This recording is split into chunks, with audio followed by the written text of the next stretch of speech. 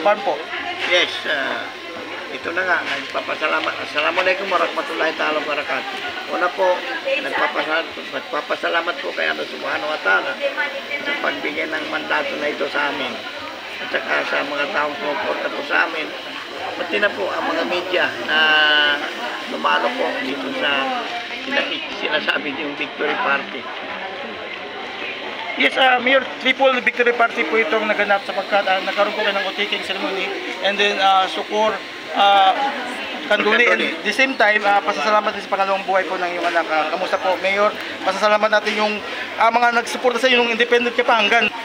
Yes, yun na nga, nagpapasalamat ako sa mga taong sumuporta po sa amin, sa liderato po ng UPGP na talaga nga naman na malaking support po ang binigay po sa amin. Saka yung mga taong bayan ng Datupiang, nagpapasalamat din kami dahil kahit paano ay pinaglaban nila ang karapatan nilang mamili sa sino man ng leader na mamuno sa kanila. Yes, Mayor, ano po yung mga plano natin ngayong sa pangalawang pagkakataon para sa inyong kandidato? Wala namang gaanong plano maliban sa ipagpatuloy na lang yung mga nabibili na mga proyekto. Kagaya po ng water system, na yung nabanggit ko rin kanina, na anytime po yan masisimulan na. At saka yung government center sa Datupiang, anytime din yan masisimulan din. Saka marami pang iba. Yung mga solar farm, solar irrigation, at saka na lang natin banggitin yan kung nandiyan na sila. Okay, with regards to peace and development, or peace and order also. Yung peace and development na sinasabi, peace and order na sinasabi, ito na nga, lumiwas kami na magkaroon ng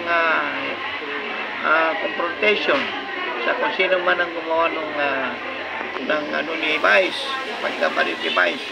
Kaya ang ginawa namin, pinabayaan na namin sa may kapangyarihan, sino man ang dapat managot doon. Kaya tahimik lang po kami dito sa kabila. Para hindi maiwasan natin ang hindi magandang confrontation. Jadi, Mayor, base ang mga panutungan ka, bigyaran ka sa lango ng mga tao na Datupiang, sa tiganasa, tinapangapanyan ka taman sa kuanong balingan sa Kahanday ng ginawa. gobyerno na Datupiang. Ito po ang balingan. Bakit nalis ba? Why? Okay, Assalamualaikum warahmatullahi ta'ala wabarakatuh. Again, gataman na makapanutom ako na ikrantaw, hindi nga na mawag may merito sa mga kapagtano.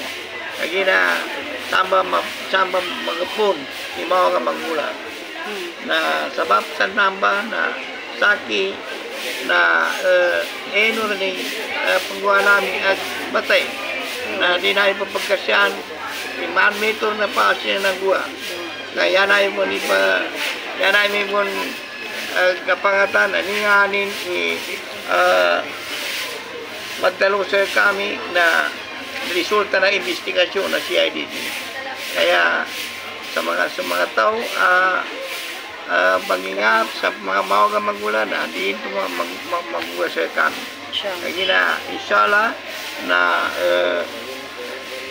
ilay namin iningan na dito ang mapa sa investigasyon na niya. So kataman, Assalamualaikum.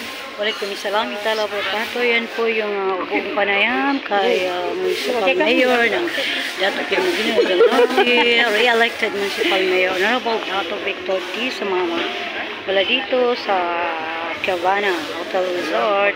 Dito po is nagawa yung Sucor Kanduli at katatapos lamang po ng oath-taking ceremony sa horse RTC. Maraming salamat. Tay Abdul Karim from 94.7 TM Radio FM Cotabato Basta Radio.